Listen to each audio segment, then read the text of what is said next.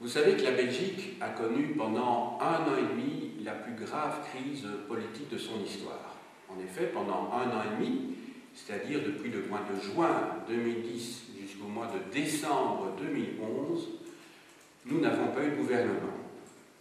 Donc ça mérite évidemment qu'on s'interroge sur les origines de cette crise qui a pu être dénouée voici seulement une semaine, et c'est seulement samedi passé que le Parlement a donné son accord donc au projet de déclaration gouvernementale et donc au budget, ce qui nous permet d'être sauvés par rapport aux exigences européennes. Donc ça mérite vraiment que l'on travaille sur ce phénomène politique majeur, et il s'agit d'un problème d'actualité, et l'actualité me semble un élément essentiel dans votre formation, en tout cas dans l'analyse de cette actualité. On va donc, pour essayer de comprendre ce qui s'est passé pendant 1 an et demi, devoir remonter plus haut dans le temps, c'est-à-dire à l'origine du processus de fédéralisation du pays, puisque nous en sommes à la 6e réforme institutionnelle. Donc je vais donc remonter aux années 1970, inévitablement, il y a 40 ans. Avant de vous expliquer les différentes étapes de réforme de l'État belge, il me semble évidemment nécessaire de recadrer tout ceci dans son contexte plus général de l'histoire politique, économique, sociale et enfin dans l'histoire des mentalités de notre pays. Tout d'abord, dans le domaine de l'histoire politique. Au lendemain de la Deuxième Guerre mondiale, 3 grands partis dominent la scène politique. Le parti catholique, qui s'appelle dorénavant le Parti social-chrétien, ensuite le Parti socialiste, qui possédait un autre nom préalablement, c'était le Parti ouvrier belge, et enfin le Parti libéral. En effet, au lendemain de la guerre, tous ces partis ont désiré faire peau neuve, et le Parti ouvrier belge, qui avait été créé en 1885 à la suite, je dirais, de l'aggravation de la condition ouvrière liée à la révolution industrielle, eh bien ce parti socialiste avait dû, ce parti ouvrier belge plus exactement, avait dû gouverner rarement, mais dans le cadre de coalitions bi- ou tripartites, c'est-à-dire avec un autre parti, puisqu'il n'a jamais eu la majorité absolue, ou bien avec les 2 autres partis que je viens de citer. En effet, en Belgique, il n'y a plus de gouvernement homogène, c'est-à-dire constitué d'un seul parti, depuis 1914. Donc le dernier gouvernement homogène constitué par les membres d'un seul parti remonte à 1914, c'est-à-dire après une période de 30 ans où le parti catholique avait gouverné seul. Pendant 30 ans, le même parti gouvernait seul. Puis pendant l'entre-deux-guerres, il y avait des partis, donc des gouvernements de coalition, bi- ou tripartites. Puis il y avait eu, comme toujours, pendant la Deuxième Guerre mondiale, tout avait été suspendu, puisque le pays était occupé. Des militants de ces différents partis avaient lutté contre l'occupant, certains d'entre eux en tout cas, et donc au lendemain de la guerre, on retrouve les mêmes partis, hein, avec toutefois un parti supplémentaire qui était né en 1920-1921 et qui avait connu une scission avec le Parti ouvrier belge, c'est-à-dire le Parti communiste. Le Parti communiste a une vingtaine de députés quand même juste après la guerre. N'oubliez pas que le pays est quand même à reconstruire, mais que la population est relativement pauvre. Et donc ça suscite évidemment des vocations chez les militants, et c'est ainsi que le Parti communiste va avoir un rôle important après la guerre au moment de la reconstruction. il va rapidement être chassé du gouvernement au moment où la guerre froide se déclare entre les deux blocs, entre les États-Unis et l'URSS. Alors, on arrive dans les années 60. Les années 60, c'est l'époque des Golden Sixties, comme vous savez. C'est l'époque où la Belgique, comme la plupart des autres pays du bloc occidental, sont à leur apogée, sur le plan, je dis bien, économique. Mais différents problèmes de type communautaire vont surgir. Il y avait eu l'affaire Royal en 1950, qui avait vu pour la première fois, je dirais, un clivage net se marquer au niveau des votes entre les habitants du nord et du sud du pays, les campagnes flamandes ayant voté massivement pour le retour du roi Léopold III, alors que les villes industrielles du sud du pays, donc Mons, Charleroi, la région du centre, la Louvière, et alors la région de Liège, bien entendu, avaient voté massivement contre le retour du roi. Finalement, Léopold III avait dû abdiquer quelques jours après son retour, et c'est son fils, Baudouin, qui va lui succéder. Baudouin aura un règne très long, puisqu'il aura un règne qui va durer plus de 40 ans, entre 1950 et 1993.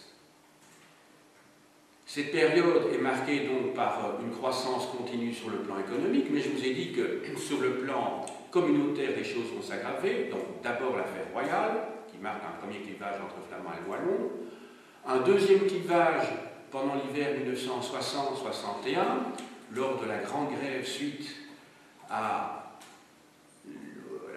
au projet de loi du gouvernement Gaston Esquet, c'est ce qu'on appelle la loi unique, qui va conduire à une grève générale dans le pays, mais cette grève va être suivie de manière différente, suivant qu'on est dans le nord ou le sud du pays.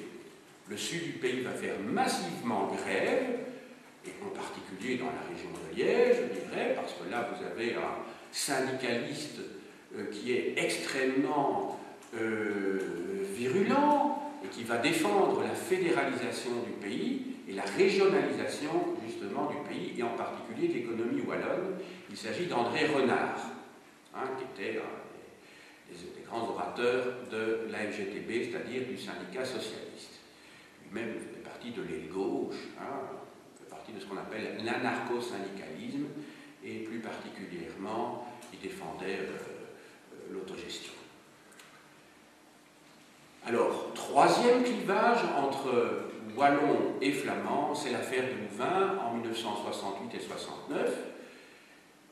Effectivement, les étudiants de l'Université catholique de Louvain, section néerlandophone, veulent rejeter les francophones hors de Louvain, parce qu'ils ont le sentiment que les francophones profitent de l'existence de cette université pour agrandir la tache d'huile francophone en Flandre, et ça va conduire à la création de l'Université catholique de Louvain en Brabant-Wallon, ce que l'on appelle Louvain-la-Neuve. Donc, ces trois affaires, l'affaire Royale en 50, la grande grève de 1960, et enfin l'affaire de Louvain 68-69, conduisent à ce qu'en 1970, un nouveau gouvernement Eyskens, Eyskens c'est donc le Premier ministre, qui est le père du fameux Marc Eyskens, qui est toujours de moins en moins, parce que maintenant lui-même commence à vieillir, enfin des dirigeants du parti chrétien flamand, le CDNV, eh bien Gaston Eyskens prononce un fameux discours au Parlement belge, à la Chambre, où il dit que l'État unitaire est dépassé. Ce qui signifie qu'il faut passer à une nouvelle phase. La première phase étant celle qui avait duré de 1830 à 1970. Donc ça veut dire pendant 140 ans, l'État belge était unitaire, centralisé, tout se décidait à Bruxelles, et à partir de 1970, nouvelle étape, on passe à la fédéralisation du pays. C'est-à-dire qu'il n'y aura plus un seul lieu de pouvoir, mais il y en aura plusieurs, en liaison avec les communautés qui composent la population de notre pays, la Belgique. Première réforme donc de la Constitution en 1970. Mais je ne vais pas, dans un premier temps, décrire, comme je vous l'ai annoncé en introduction, toutes les réformes immédiatement. Je voudrais d'abord vous expliquer le contexte politique, économique et social de cette époque-là. Dans les années 70, les trois grandes familles politiques vont se scinder, donc en leur propre sein, en une aile flamande et une aile francophone, et puis former franchement des partis séparés. Donc il y aura deux partis socialistes, un en Flandre, un pour la partie francophone du pays. Il y aura deux partis chrétiens, un en Flandre, un pour la Wallonie et Bruxelles, et enfin un parti libéral, un pour le nord du pays, et un pour Bruxelles et la Wallonie. Tout ça va accompagner donc le système de fédéralisation du pays et les différentes réformes de l'État. Vous avez alors aussi, dans les années 1970, la création d'un parti extrémiste en Flandre qui est le Vlaams Blok, qui depuis lors a changé d'intitulé et s'appelle le Vlaams Belang, ce qui veut dire l'intérêt flamand. Belang, c'est l'intérêt, quoi. Donc l'intérêt national flamand. Lui-même résultant d'une scission d'un parti fédéraliste qui visait l'autonomie et qui s'appelait la Volksunie, c'est-à-dire l'union du peuple.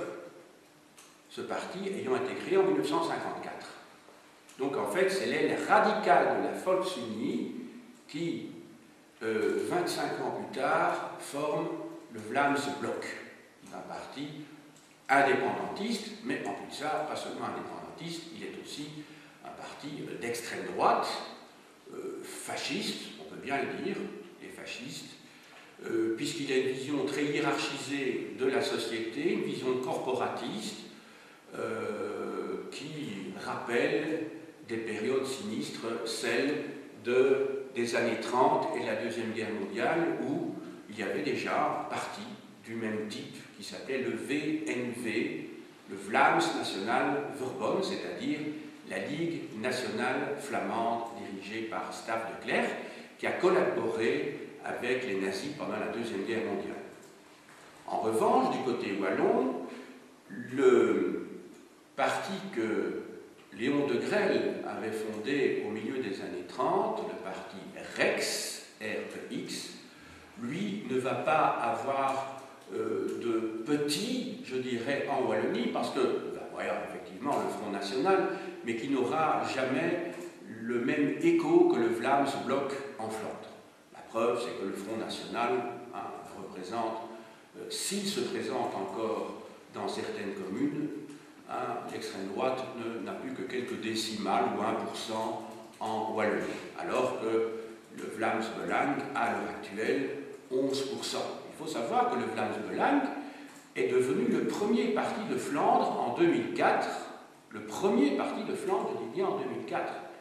Il était remplacé dans cette première position par un parti plus modéré, nationaliste mais pas fasciste, qui est la NVA, qui est maintenant le premier parti de Flandre, avec, d'après les intentions de vote, en tout cas près de 40% donc, des intentions de vote en Flandre. C'est un parti indépendantiste, mais d'après les dires de son président actuel, Bart de Wever, ils veulent arriver à l'indépendance progressivement, et non pas de manière violente et rapide comme le souhaite le Vlaams Belang.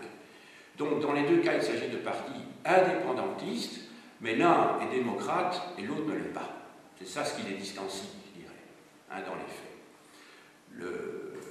Donc la NVA, c'est-à-dire la Nieuwe Vlaams Alliantie, est en fait un parti de droite, un parti libéral.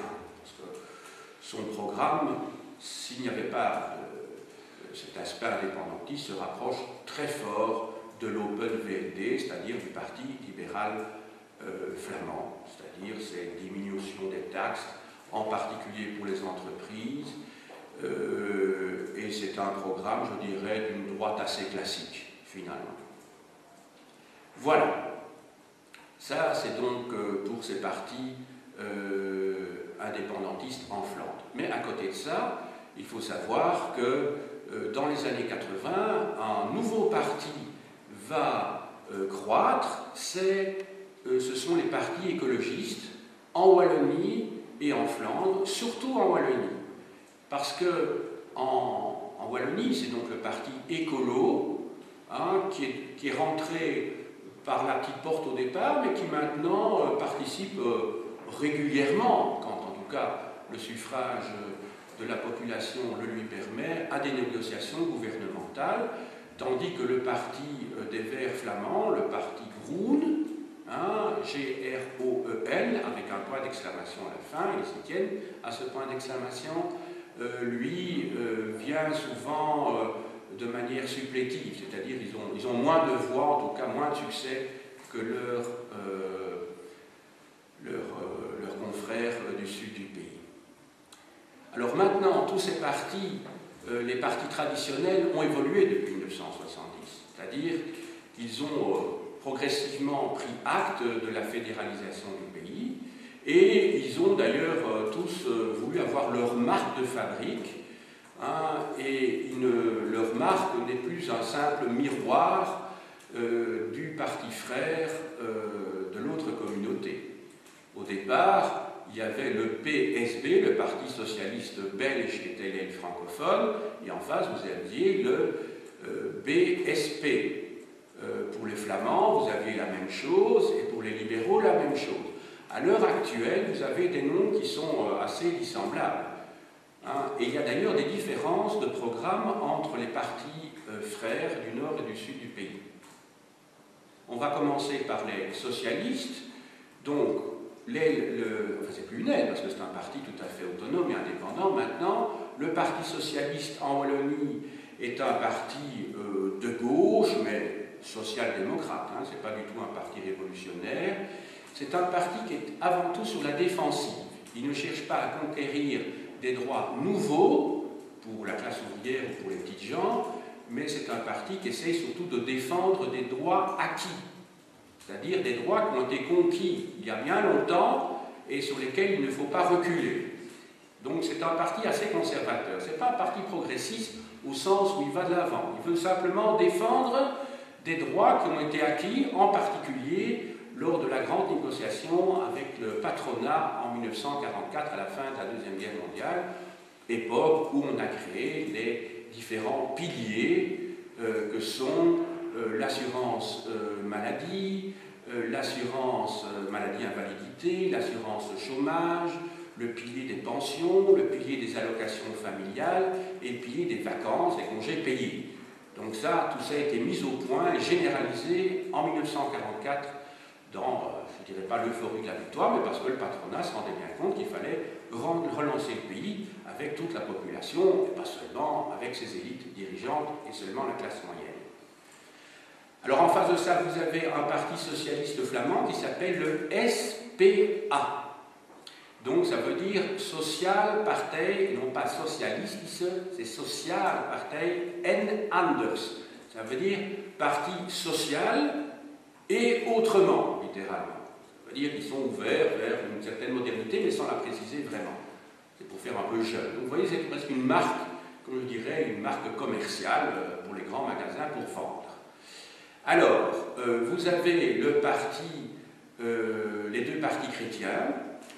En Flandre, vous avez le CDNV, ce qui veut dire Christen Democraten en Vlaams.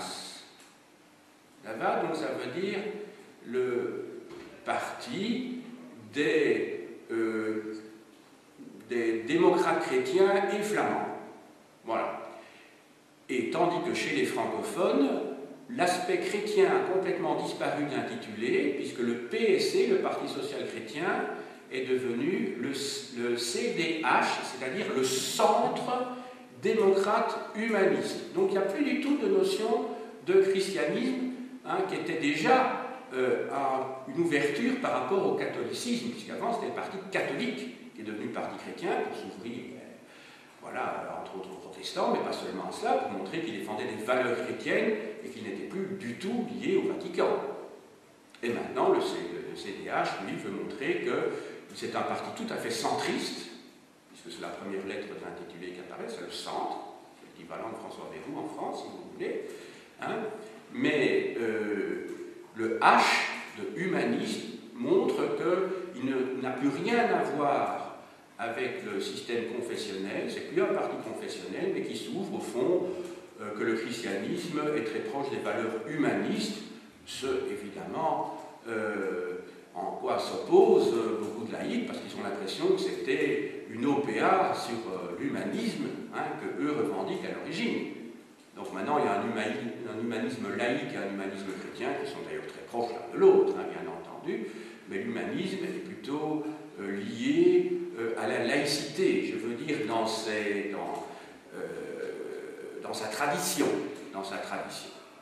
Et puis, enfin, vous avez du côté des libéraux, donc, chez les francophones, le mouvement réformateur, qui s'est récemment séparé de la fédération des démocrates francophones, le FDF. Avant, le premier F, c'était Front. Maintenant, c'est devenu Fédération. C'est un peu plus soft, hein, évidemment. Hein. Alors, tout simplement parce qu'au moment des négociations, le FDF n'a pas pu accepter, comment dirais-je, les mesures prises en particulier lors de la scission de Bruxelles-Halle-Vilvoorde. Voilà. Alors je crois avoir fait le tour des différents partis, donc je vous ai parlé des partis socialistes, des partis d'origine chrétienne, parti centriste donc, du parti... oui, sauf que je ne vous ai pas donné le nom de l'intitulé du parti libéral flamand, c'est l'Open VLD. Open, ça veut dire ouvert, de nouveau une volonté d'ouverture comme le Anders du SPA, Open.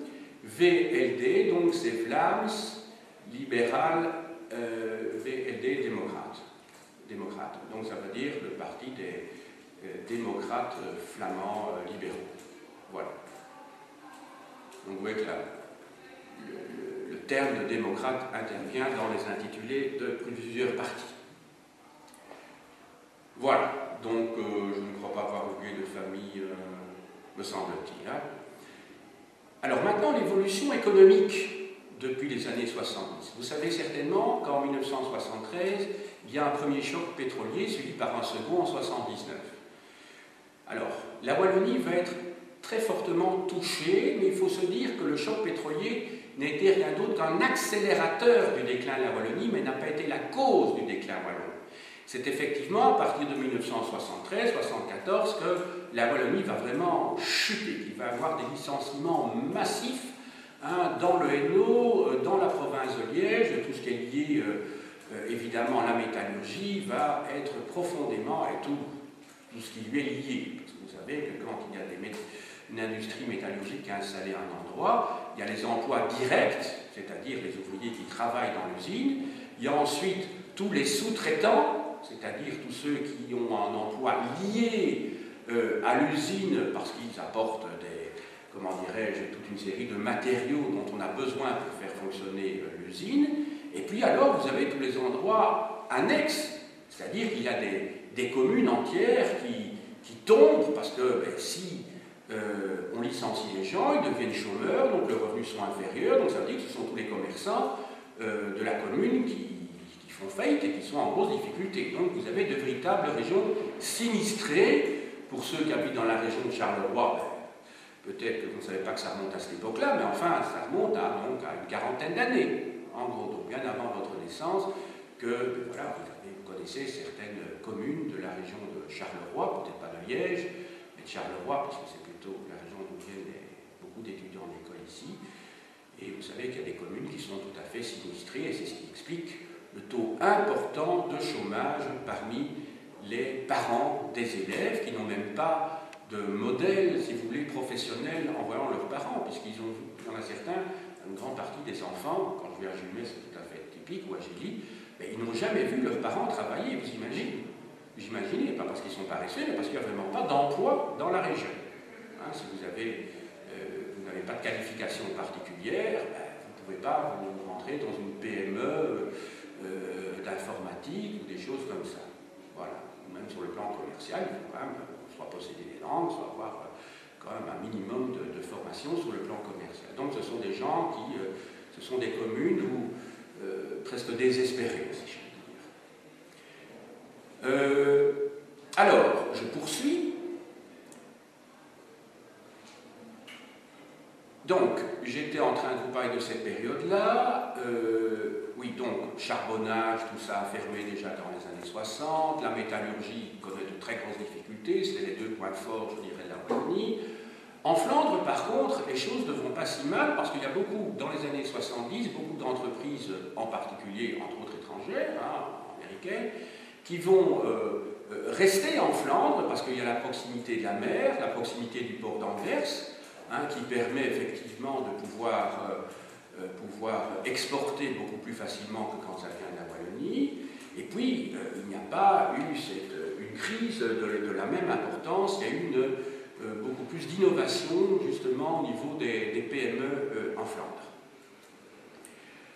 Et l'industrie d'automobile n'a pas été touchée de la même manière, je dirais, que l'industrie sidérurgique en Wallonie.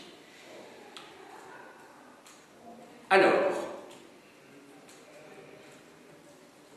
dans les années 80, alors il faut savoir qu'entre 1974 et 1984, en 10 ans, la dette de la Belgique va croître, la dette publique, je dis bien, je ne parle pas de la dette des particuliers, la dette publique va croître à une vitesse énorme. La dette publique, en 1974, correspondait à 40% du produit national brut. 40%. 10 ans plus tard, elle correspond à 100%. Alors vous allez me dire, mais comment cette dette a pu augmenter à une vitesse telle? Eh bien, c'est parce qu'il a fallu, enfin c'était la décision des gouvernements de l'époque, de racheter, il a fallu racheter ce qu'on appelle les canards boiteux. C'est-à-dire que pour éviter des licenciements massifs, eh bien, l'État belge a racheté des industries qui ne tenaient pas vraiment la route.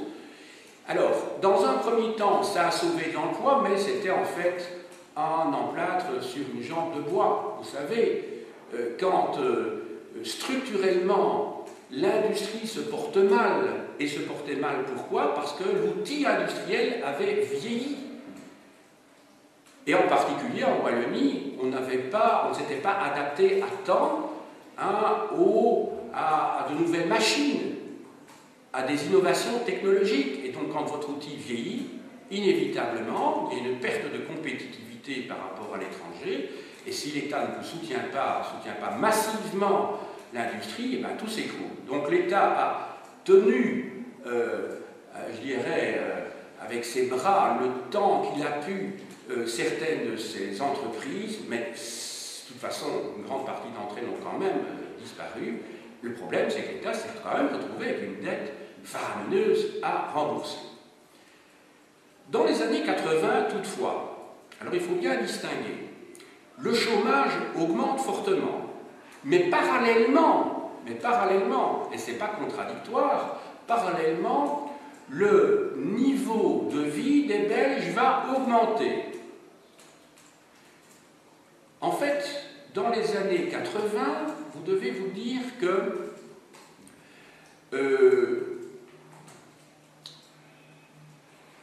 les salaires ont augmenté pendant cette décennie de 65%. Les salaires, en moyenne, 65%. Ce qui est énorme. Mais il faut savoir que l'index des prix liés à la consommation, lui, a augmenté de 49%. C'est-à-dire que les prix de ce que vous deviez acheter augmentaient parallèlement. Donc le différentiel entre les deux, 65 et 49, faites la différence, ça fait 16%. Donc ça veut dire qu'en pouvoir d'achat, voilà, vous avez 16% d'augmentation réelle dans les années 80. C'est bien d'accord, hein, 65 moins 49. Parce que ce qui compte finalement, ce n'est pas l'augmentation nominale des salaires, c'est ce que vous pouvez en faire pratiquement pour rembourser votre maison, pour acheter des produits de consommation divers. Hein. Mais c'est quand même pas mal, 16%, en disant effectif, en net, si je veux dire en net. Hein. Mais le problème, c'est qu'on va voir que le salaire augmente plus vite en Flandre qu'en Wallonie.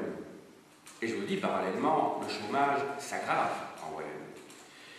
Et donc, la poussée nationaliste va grandir. Je vous ai dit qu'en 1979 est créé le Vlaams Blok. Évidemment, il va y avoir de plus en plus de voix pour ce parti extrémiste et pour la Volksunie qui existe toujours à ce moment-là, puisque les Flamands vont avoir l'impression de payer des impôts alors qu'eux gagnent plus d'argent, d'un point de vue moyen, pour le Flamand moyen, pour finalement soutenir des entreprises boiteuses en Wallonie et finalement pour soutenir la sécurité sociale dont profitent essentiellement les Wallons. Et donc, le divorce va s'élargir. Donc finalement, les causes que j'évoquais précédemment, qui étaient plutôt des révélateurs, 1950, 1960 et 1969, sauf peut-être 1960, c'est plus qu'un révélateur, hein, ça, parce que là c'est vraiment un phénomène économique et social qui est en jeu. Mais donc, le divorce devient de plus en plus patent, le fossé se creuse entre le nord et le sud du pays. Tenez-vous bien, entre 2000 et 2005, les augmentations de salaire croissent 2 fois plus vite en Flandre qu'en Wallonie. 2 fois plus vite. Donc, autrement dit, les Flamands deviennent de plus en plus riches et les francophones, quand ils ont des augmentations de salaire, ils croissent lentement. Donc, le fossé s'élargit.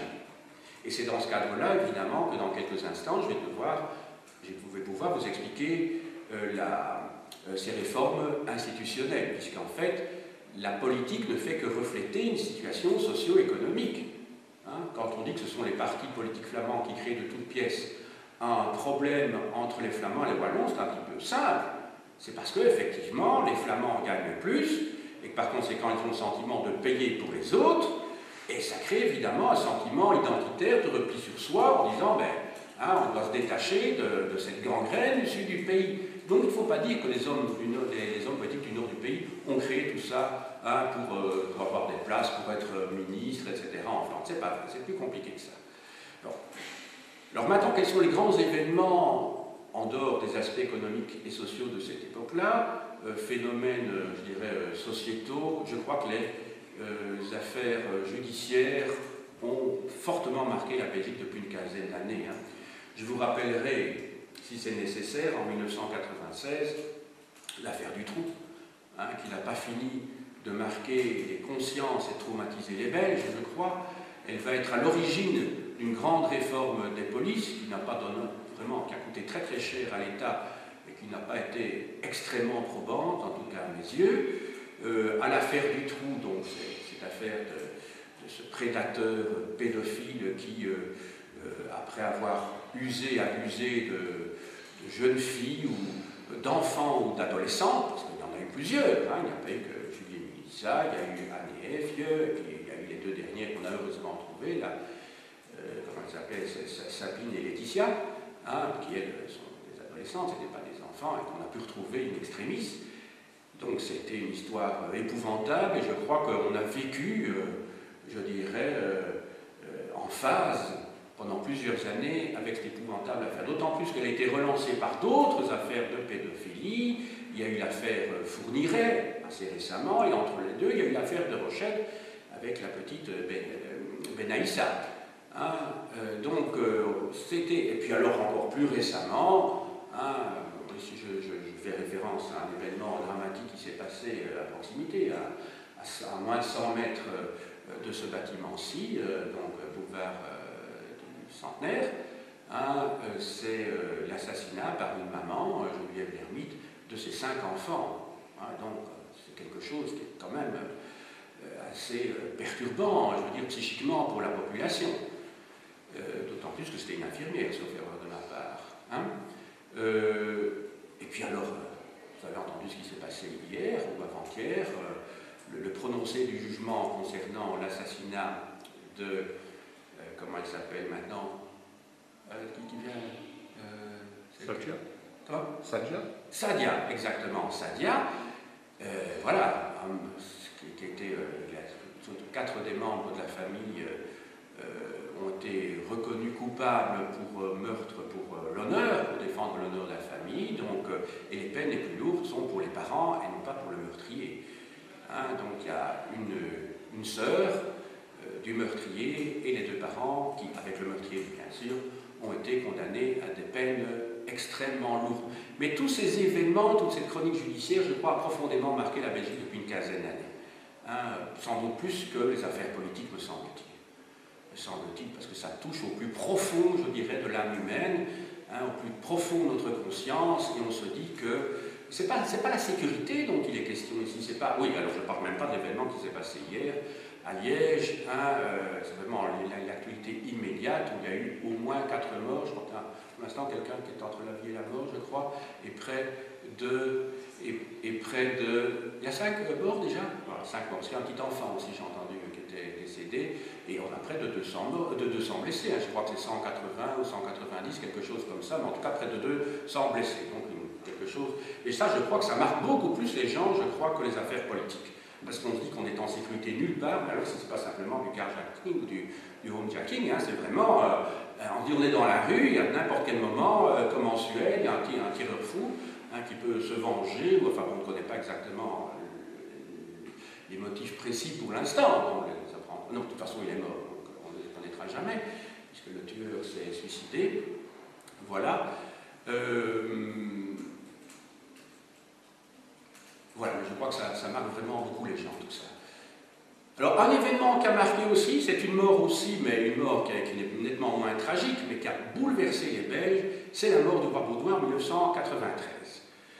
Effectivement, pour beaucoup de Belges, c'était le seul roi qu'ils avaient connu, donc pendant 43 ans, et ce roi est apparu un petit peu comme une sorte de figure emblématique du seul homme propre, si je puis dire, homme politique propre dans le pays. C'était un petit peu le père, une sorte de chef scout, hein, parce qu'il était très croyant, hein, il a même été question de canoniser après sa mort, hein, il était très croyant, un homme très austère aussi, très austère, mais qui a failli créer une crise politique majeure quand même en 1990, lorsque il a refusé de signer la loi qui avait été votée préalablement au Parlement, de sanctionner donc la loi sur l'interruption volontaire de grossesse.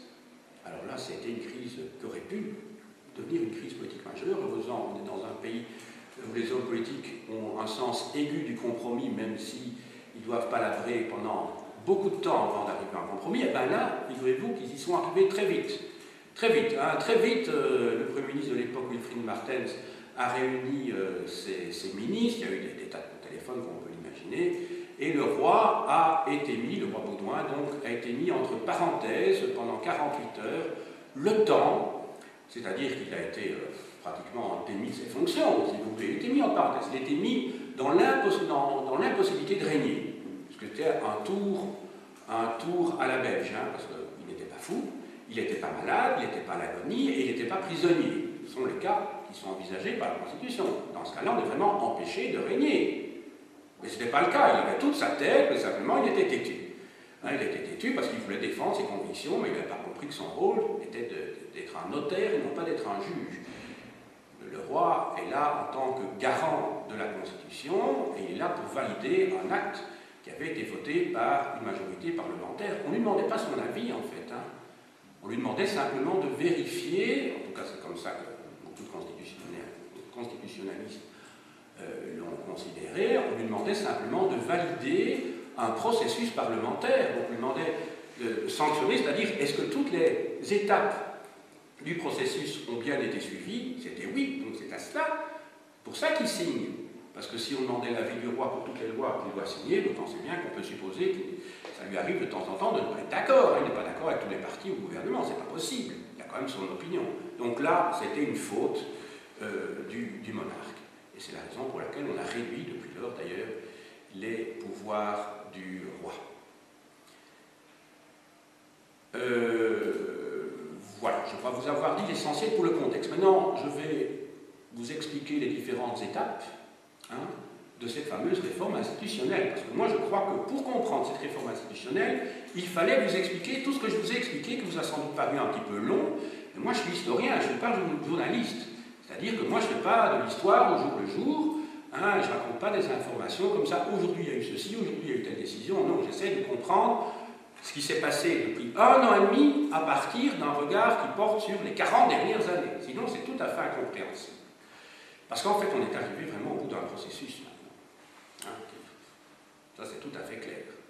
Alors maintenant, quelles sont les différentes étapes? Première étape, donc, 1970, Gaston Elskens fait inscrire dans la Constitution, c'est le fameux article 107 quater, donc c'est le 4e alinéa de l'article 107 de la Constitution, qui prévoit la création de 4 régions,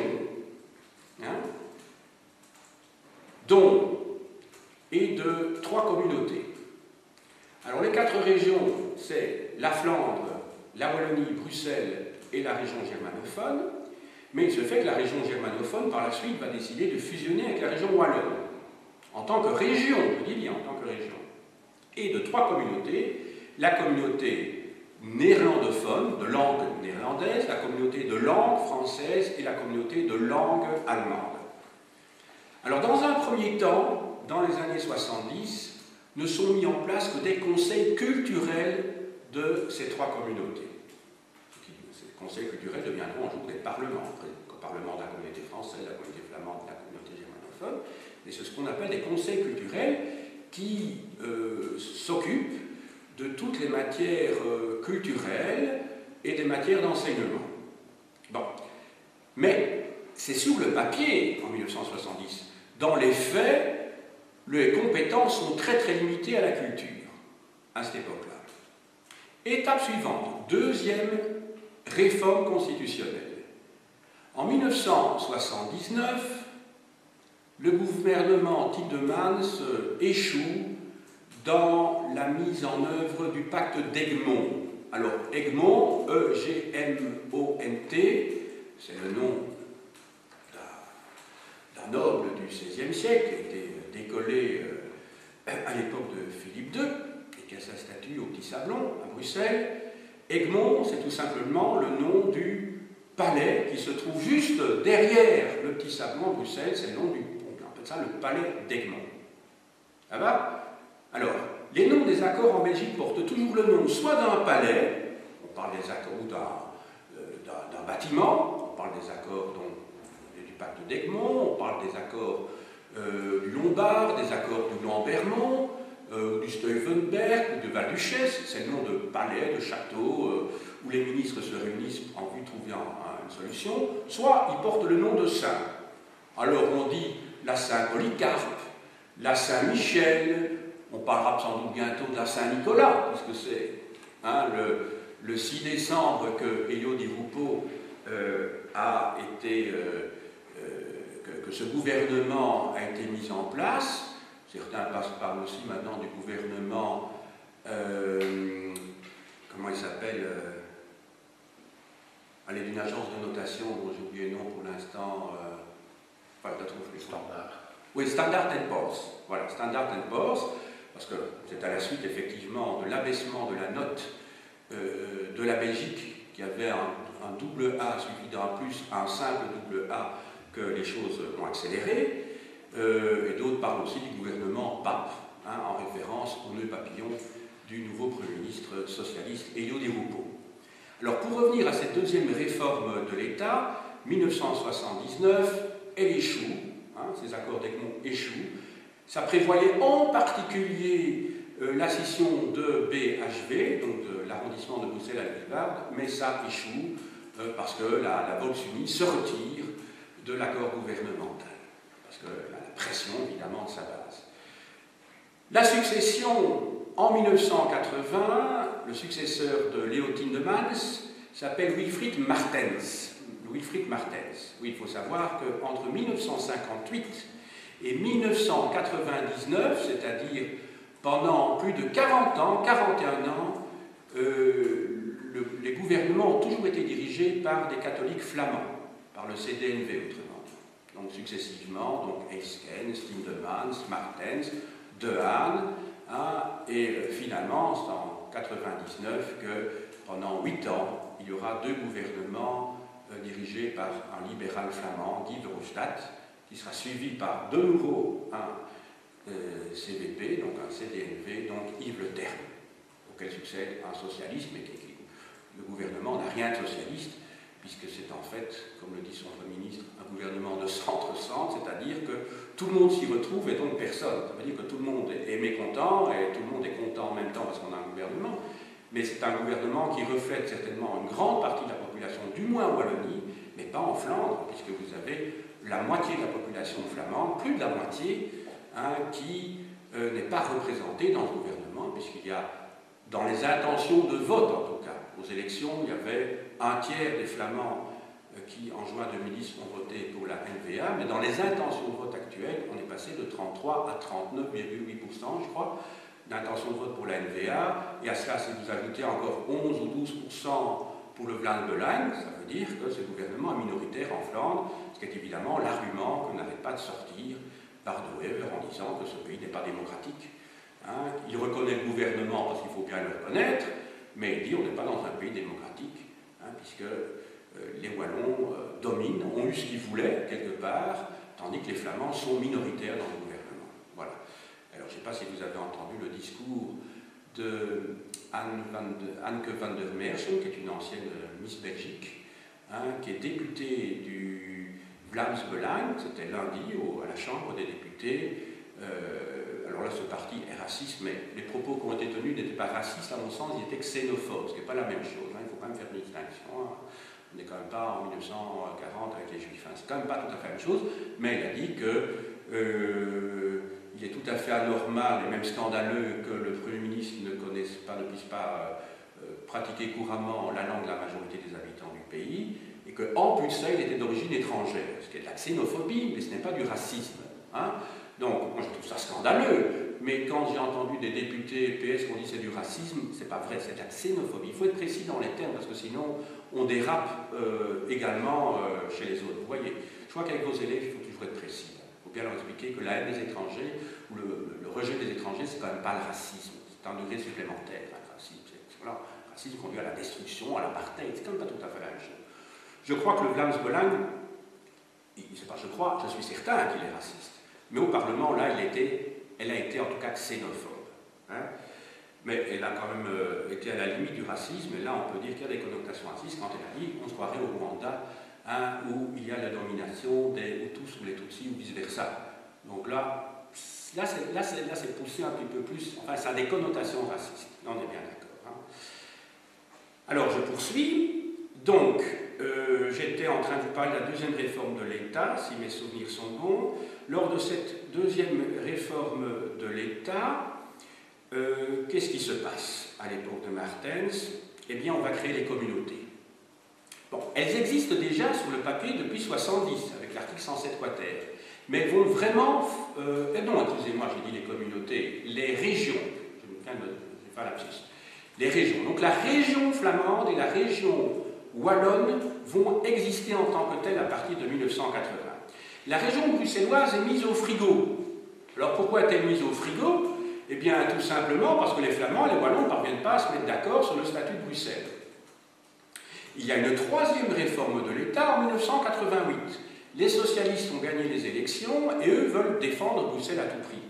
Et c'est à ce moment-là que la région bruxelloise est créée, enfin sur le papier, parce qu'elle existe aussi depuis 1970, mais elle va fonctionner. Alors c'est un système, les institutions bruxelloises sont extrêmement compliquées, mais elles permettent un équilibre donc entre les deux communautés. Puis on passe à la quatrième réforme de l'État, c'est celle de 1993. Qu'est-ce qui se passe en 1993? Là, c'est un gouvernement non plus Martens, mais un gouvernement De Haan, D-E-H-A-E-N-E, De Haan, ça veut dire le coq, hein, en néerlandais, gouvernement De Haan.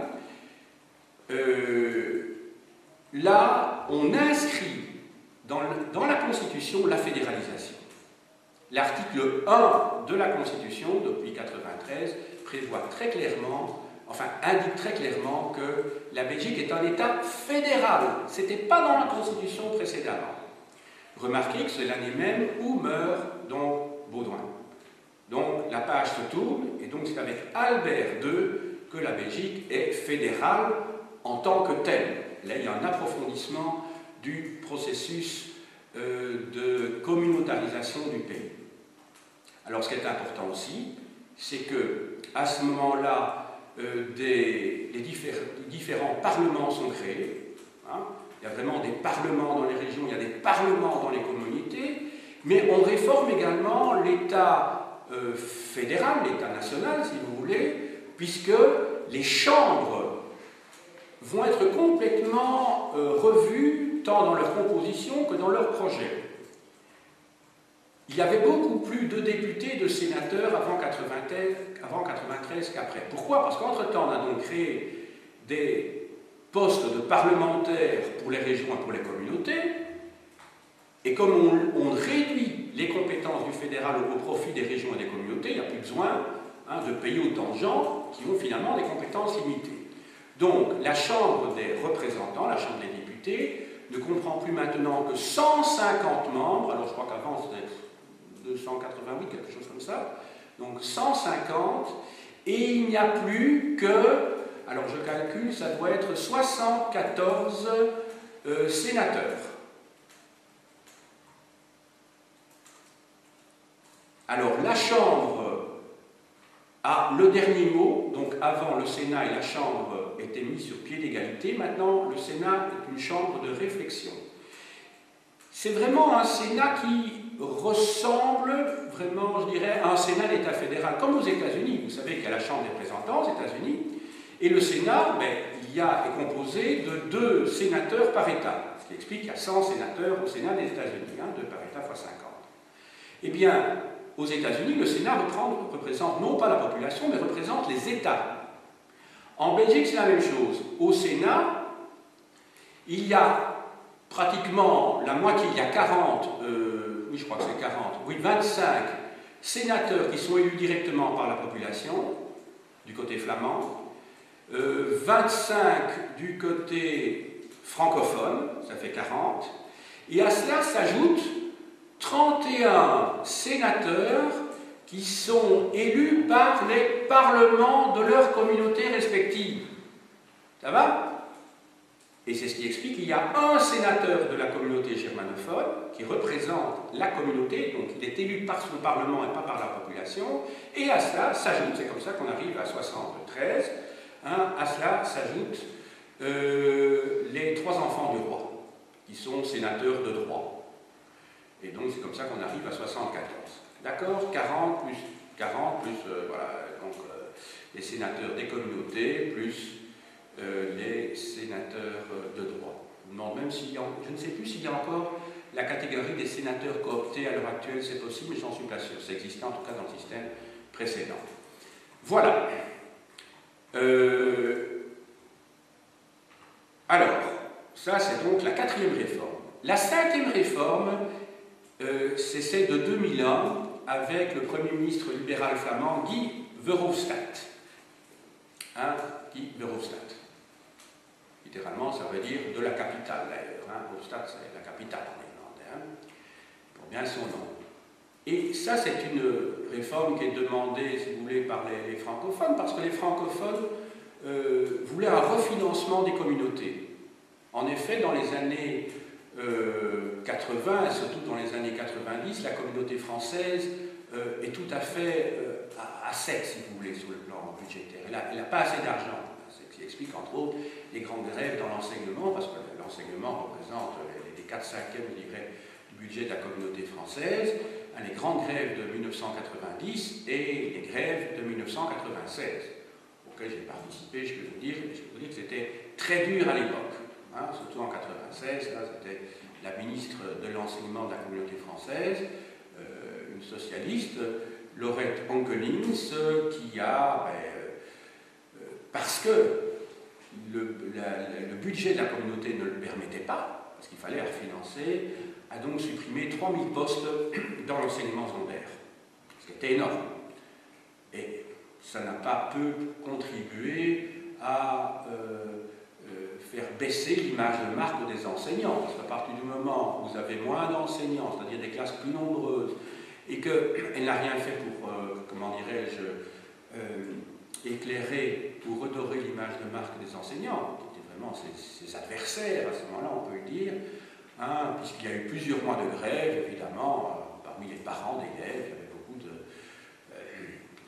parents étaient fâchés, parce que non, on ne pouvait pas envoyer leurs enfants, comme vous savez, souvent à l'école, qui est vécu comme une sorte, hélas, pour beaucoup de parents, comme une sorte de garderie pendant la journée. Hein. Donc, qu'est-ce qu'on allait faire de ces enfants et des jeunes? Bon. Finalement, donc, la communauté française est refinancée en 2001.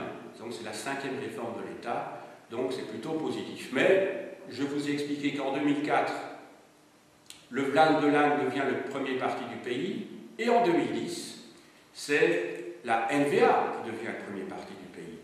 Et donc, contrairement à ce qu'on aurait pu penser, l'approfondissement de la réforme de l'État n'a pas calmé les appétits des autonomistes et des indépendantistes, mais au contraire, ça a stimulé leur appétit. On peut dire, ben, finalement, maintenant, il y a de plus en plus d'autonomie pour les Flamands et les Wallons, hein, puisque à l'origine, les Flamands voulaient surtout une autonomie, à l'origine, je dis bien, une autonomie culturelle, et les Wallons, une autonomie économique.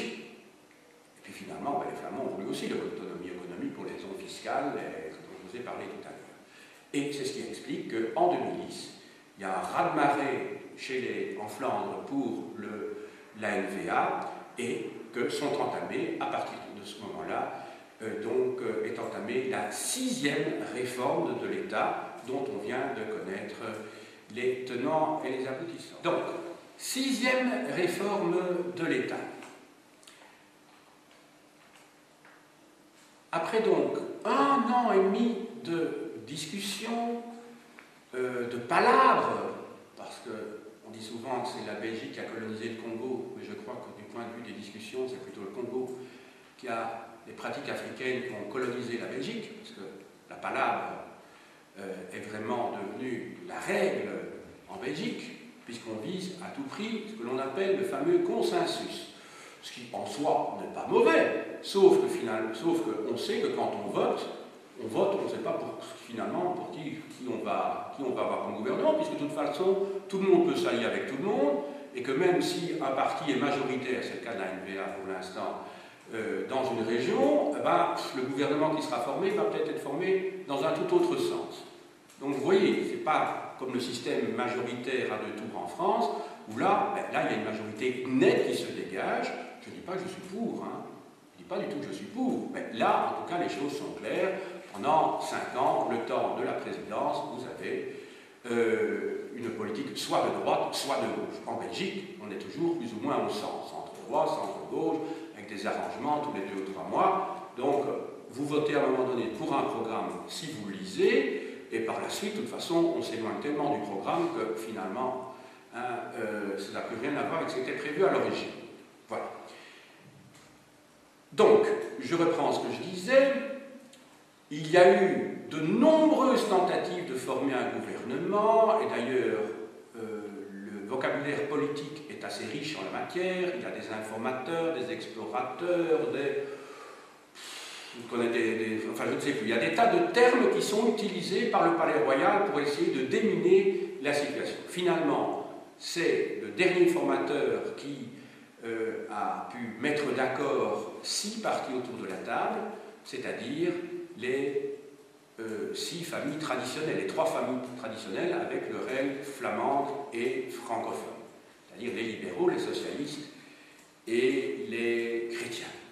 Alors, que trouve-t-on dans cet accord? On trouve d'abord dans cet accord des réformes institutionnelles, et ensuite on trouve un volet socio-économique. Sur le plan institutionnel, si vous le lisez, cet accord, vous verrez que c'est vraiment la montagne qui a accouché d'une souris. Hein? Parce que comme on ne parvient pas à se mettre d'accord, ben, sur l'essentiel, on va se mettre d'accord sur le minimum. On est parvenu à scinder cet arrondissement de Bruxelles-Halle-Vilvoorde, mais avec un système de troc qui est tel qu'il donne des garanties pour les francophones, mais qui ne satisfait évidemment pas à la NVA. Ça va de soi, parce qu'eux voulaient une séparation franche et nette sur le plan politique, administratif et judiciaire. Et on est arrivé à un système, enfin compliqué, que je ne vous décris pas ici, qui permet voilà, de concilier l'inconciliable, pour utiliser les termes des deux groupes pendant les négociations. Alors, il y a quand même quelques transferts qui sont prévus. Transferts dans le domaine de l'emploi, c'est-à-dire que les régions seront plus autonomes pour décider. Autrement dit, il y avait toute une série d'aspects de la politique de l'emploi qui dépendaient du fédéral et qui maintenant dépendront des régions. Entre autres, l'activation des chômeurs, c'est-à-dire l'accélération de la dégressivité de l'allocation de leurs allocations de chômage.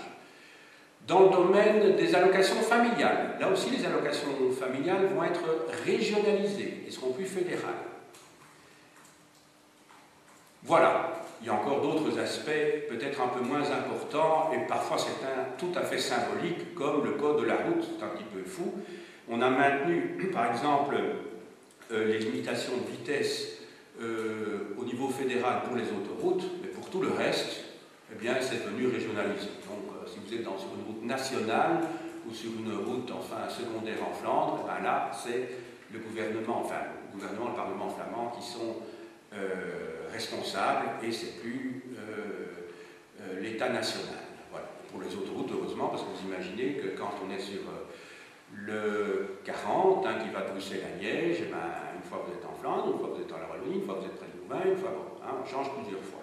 Donc là, heureusement, la limitation de vitesse reste fédérale. Voilà, mais donc ça, vous voyez que ça c'est purement symbolique, c'est purement symbolique, c'est pour dire, voilà, on est souverain chez nous. Maintenant, sur le plan socio-économique, là, c'est autre chose. On n'est plus dans le cadre d'une réforme institutionnelle, mais il fallait trouver beaucoup de milliards pour rester dans les normes prévues par les règles européennes. Les règles européennes prévoient que le budget de l'État ne peut pas avoir un déficit supérieur à 3% du produit intérieur brut. Les Belges ont voulu montrer qu'ils étaient les bons élèves de la classe en allant encore plus loin, en établissant un budget sur base de 2,8%, mais sur base des chiffres actuels. Or, les derniers chiffres qui sont tombés ces derniers jours, quant au niveau économique de la Belgique, sur le plan financier et tout, ils sont inférieurs, ce qui explique qu'un certain nombre de mesures ont été prises. Alors, parmi ces mesures, qu'est-ce qu'on trouve?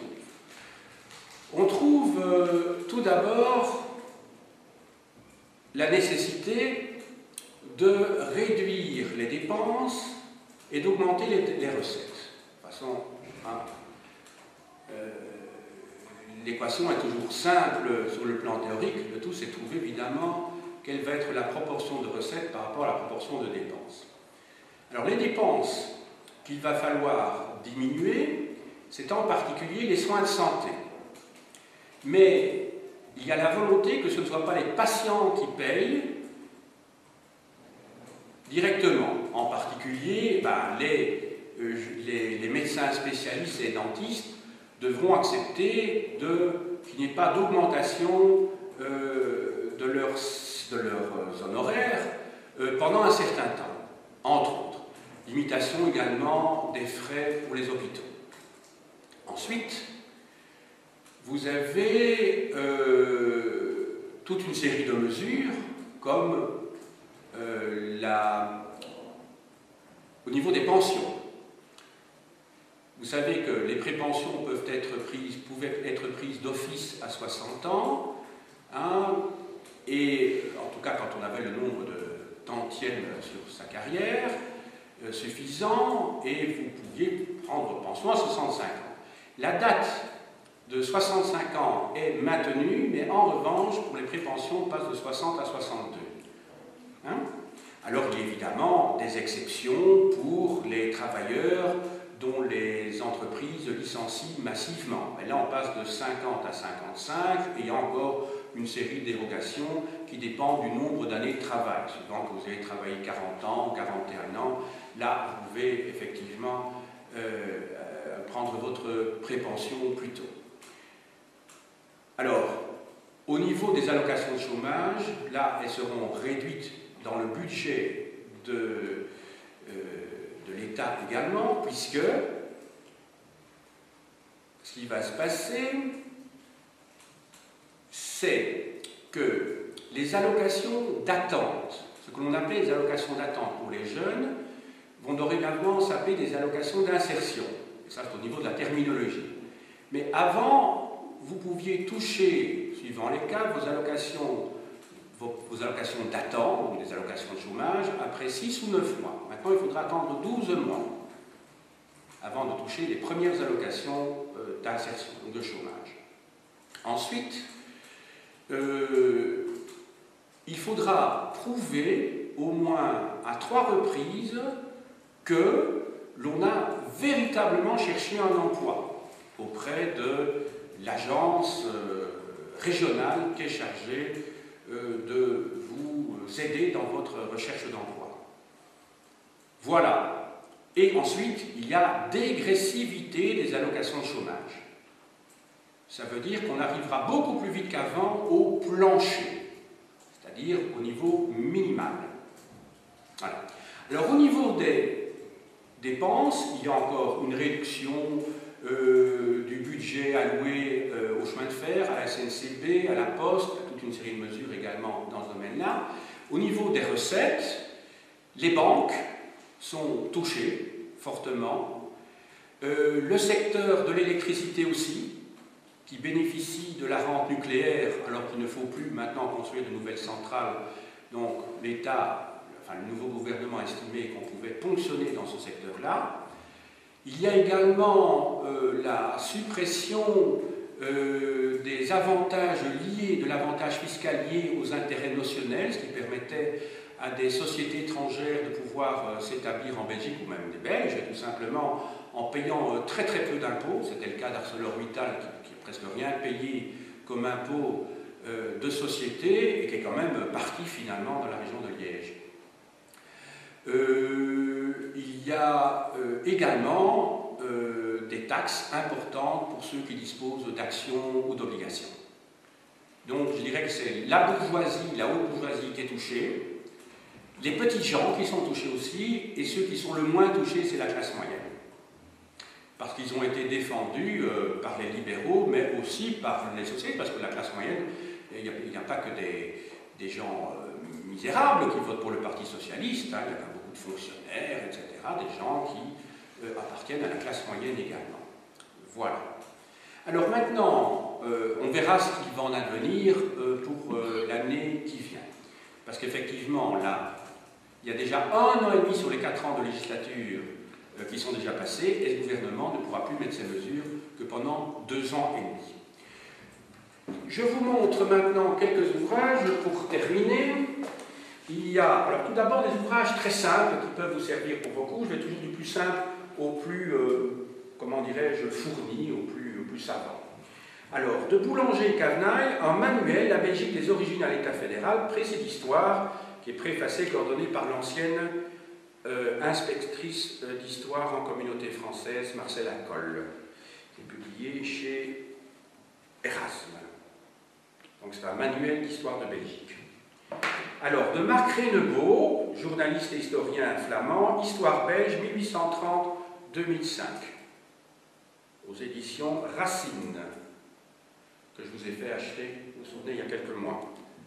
Alors, Nouvelle histoire de Belgique, 1950-1970, de Vincent Dujardin et Michel Dumoulin, L'Union fait-elle toujours la force, aux éditions Le Cri. La suite, 1970-2000, de Marnix Beyen et Philippe de Staat, Un autre pays, toujours aux éditions Le Cri. Ces ouvrages se trouvent à la bibliothèque de l'École normale. Alors, 2 ouvrages d'historiographie, un premier de Fernand Vercotteren, 100 ans d'histoire nationale en Belgique, à la naissance du livre, en fait, c'est la manière dont les historiens ont expliqué l'histoire de Belgique. Donc, c'est l'historiographie. De Hervé Asquin, Historiographie et politique, essai sur l'histoire de Belgique et la Wallonie. Donc, c'est nouveau la vision des historiens dans leurs histoires de Belgique. Alors, un numéro spécial de politique, numéro 62 de décembre 2009, consacré en particulier au PS, un parti populaire en Wallonie, le déclin de la reconquête. Si je vous le montre, c'est parce que je crois que le sujet semble particulièrement important quand on vit dans cette région-ci du pays. Alors, pour l'histoire des relations entre la Belgique et son ancienne colonie, il y a la Nouvelle Histoire de Belgique, volume 4, aux éditions complexes, cette fois-ci, et plus le cri, de Guy Van Tens. Et alors on voit une peinture naïve représentant d'un côté Patrice Lumumba et d'autre part le roi Baudouin lors de leur fameux discours du 30 juin 1960. Et enfin, si ça vous intéresse, ce que je dois à l'amitié de mon collaborateur ici en classe, le projet de déclaration de politique générale du 1er décembre 2011 qui comprend près de 180 pages que vous pouvez trouver sur Internet. J'ai dit